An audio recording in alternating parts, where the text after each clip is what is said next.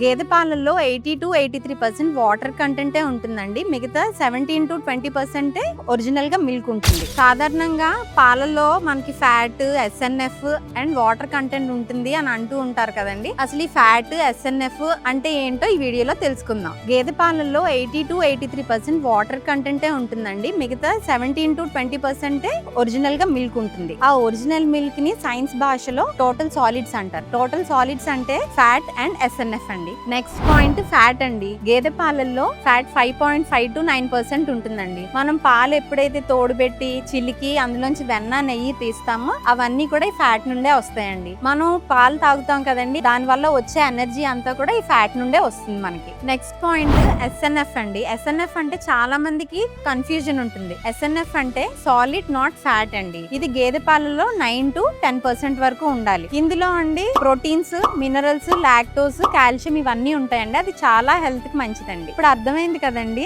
గేదె పాలల్లో ఫ్యాట్ ఎక్కువ ఉంటే ఎనర్జీ, SNF ఉంటే మంచి పోషక విలువలు వస్తాయండి. అందుకే ఈ గేదె పాలు చక్కగా చిక్కగా రుచికరంగా ఉంటాయి. మీకు ఇలాంటి స్వచ్ఛమైన ప్యూర్ మిల్క్ కావాలి అని అనుకుంటే మా వజ్రా ఫార్మ్స్ కి కాంటాక్ట్ చేసి ఇప్పుడే స్లాట్ బుక్ చేసుకోండి. Thank you.